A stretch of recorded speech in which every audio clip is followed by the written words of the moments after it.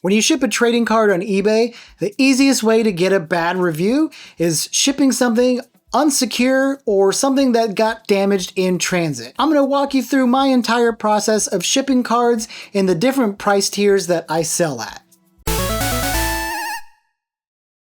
When it comes to shipping cards on eBay, you really want to focus on 3 different price levels.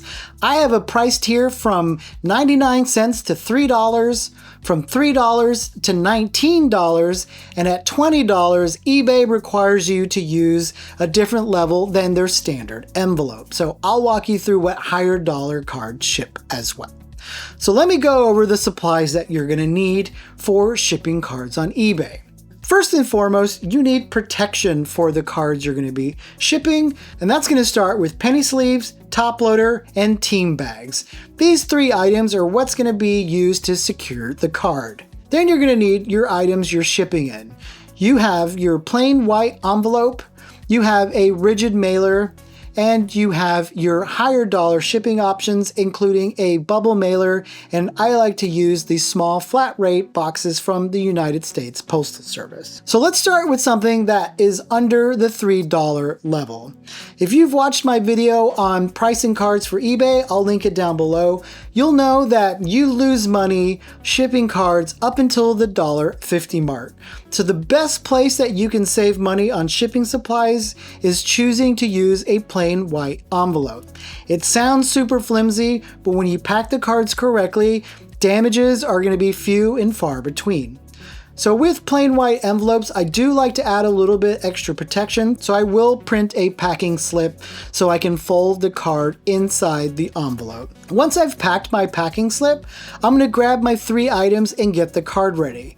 I'll pull the card from my inventory, I'll put it in a penny sleeve if it's not already, I'll place it in the top loader, and from the top loader, I'll put it into my team bag just to keep everything additionally secured and prevent the card from popping out.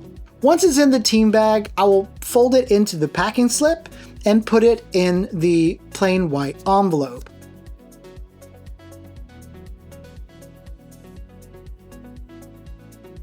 Any cards I'm shipping with a plain white envelope or a rigid mailer are going to require the 74-cent standard shipping label that eBay provides. So I highly recommend you use the eBay standard shipping labels. You're going to get a lot of protection just in case something goes amiss, especially if the item isn't delivered.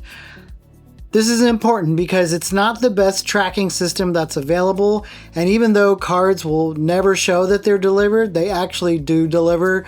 So you're really just hoping on the honor system for your customers, because you'll see feedback on things that are still showing in transit. It's kind of a pain, but knowing that you have that peace of mind with the insurance is really important. There's a little bit of a caveat to that insurance. You do have to wait a full 30 days, but that's usually when customers are going to reach out wondering where their product is. So you do have to refund your customer, but the refund process from your insured claim is actually pretty quick. The last one I did took less than a week. Now, outside of that kind of entry-level band to shipping with a plain white envelope, the main tier that I like to ship my cards with, these rigid shell mailers from Hobby Armor. Now, at the quantity that I buy, I usually buy 1,000. The cost per item is 26 cents. So if you watched my video on shipping fees, that's a huge part of a $1 item. So these are really items that are $3 up to about the $19 mark. I feel really confident in these types of mailers during that price range.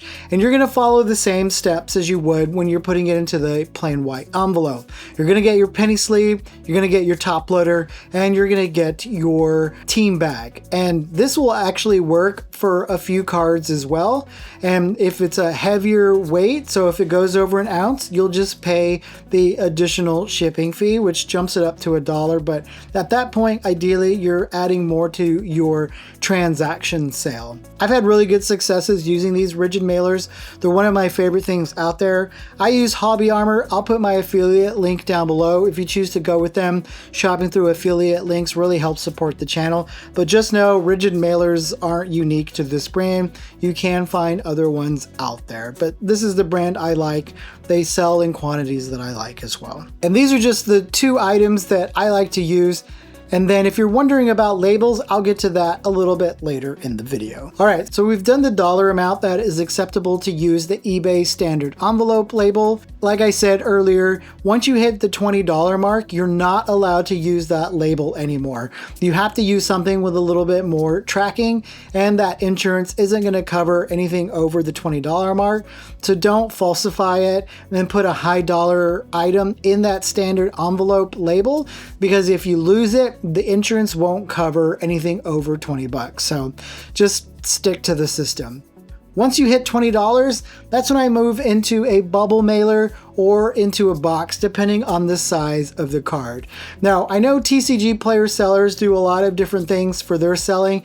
Remember, this is specifically a series on how I sell on eBay, and so this is what works for me. There's a lot of great content out there for TCG player settings and stuffing cards into plain white envelopes. I think because the shipping services are set with eBay, it's a little bit easier to stick to these three tiers. So after $20, I like to use a bubble mailer at minimum. And the thing that makes the bubble mailer more secure, it's going to be these card mailers that I stick on every top loader before I ship them. And this is from a brand called Ding Defend. And Ding Defend makes these just little kind of poly plastic squares, basically. There was a time back when I was selling a lot of sports, we would just find cardboard in the garage and use that. This kind of replaces that, and you have a singular standard way to ensure that your cards are getting more secure, even in a bubble mailer. Because that they're a little bit bigger in size volume, those things can get caught and pierced, and this is just a great way to protect those cards. So I'm going to show you how I pack up the cards using these Ding Defends. So you're going to sandwich the card in between two of these Ding Defends, and there's a few different ways that I've seen people do it. This is how I like to do it. With this, I am going to use the blue painter's tape. I know some sellers like to make it cleaner and use labels, but I've got painter's tape available. I'm not going to buy anything just yet, but to give some extra security, I like to secure the card to one of the cards itself with a little bit of painter's tape. Put that top part on and then do additional painter's tape on each of the four sides. That'll ensure that the card isn't sliding around inside as well, and it doesn't kind of peek out the side. You want to create a presentation that when your customer opens the package, they look at it and say, wow, this was great shipping service, because you really want to shoot for that high feedback score. The higher your feedback score, the more likely it is that your items are going to get shown to more people. And I'll use that for multiple top loaders as well. You can kind of pack them in there, but you probably want to secure the top loaders to themselves in between the sandwiches so they're not sliding. Anything to prevent cards from sliding, even though we've protected them with those three different layers, you still want to make it a little bit more secure as possible. So I've got my cards in a bubble mailer. Once we're into like a bulk shipment, we're shipping things a lot differently, and we're going to secure those in a package like we would any other big package. So this is really focusing on cards that are going in the like 1 to 10 card per package transaction. Anything over $50, I tend to kind of level it up a little bit, and I really like using the flat rate boxes from the United States Postal Service. One, because they're free shipping supplies, and two, you can put the card in the bubble mailer, and then the bubble mailer will fit in the small flat rate box, so it just makes a super clean presentation.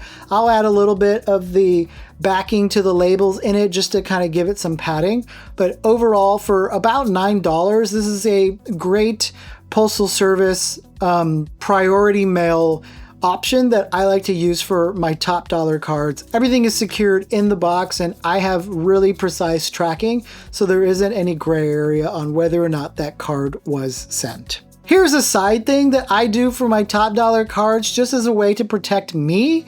But one of the things that I have are these void stickers that I put on either the top loader or the team bag, which shows that if the team bag was opened, I know that at least that the package that the card was in was open. So if someone sends it back to me, I can verify that it is the same card that I sent them. This is a little bit of overkill, but in those like $1,000 card range, you really want to protect yourself as the seller as well as providing a great customer experience. Some customers may not like that, but I'm more worried that if a customer receives a card that's in the $1,000 range and they claim that it isn't right or it's damaged, I know that the card when it was shipped was that card, and if it does have a seal that was broken and it shows void, then there's a little bit more gray area, and eBay has a little bit more to work with, so they side with me, the seller, and not the buyer, because eBay will tend to side on the buyer. Unfortunately, that's just the way it is. All right, so we're packing up all these cards. Now we need to know how we're gonna ship them. So for me, getting a thermal printer and 4x6 labels is my bread and butter. I use these labels for shipping stuff outside of eBay,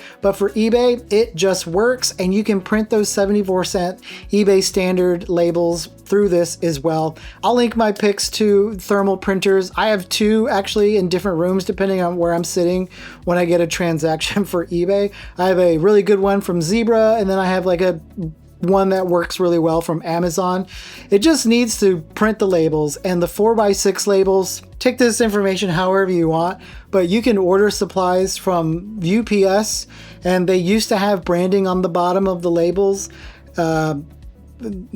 You can double check, but the ones I acquired don't have any branding, and they were free. So I got a bunch of 4x6 labels from ordering supplies, shipping supplies. It's not super scandalous, but there are ways to get shipping supplies for free if you know where to look. So if you want some more information on where to find really budget or low dollar shipping supplies, let me know down below. I don't know, maybe that's something people are interested in. So that's kind of my overall breakdown on how I like to ship cards. This wasn't meant to be something about like inventorying. It's really just getting to the basics. So if you enjoyed this video, please give me a thumbs up down below. It really helps small creators like myself. And if you found really good value out of this and you're not already, please subscribe to the Black Star Promo YouTube channel. Hopefully one day I won't have to ask and people will just do it, but a lot of my viewers aren't subscribed yet, and it really helps show my video to more people in that old algorithms. I hope you're excited about shipping your products on eBay now with this new information, and I can't wait to hear all about it. So thanks for watching, y'all. Take care.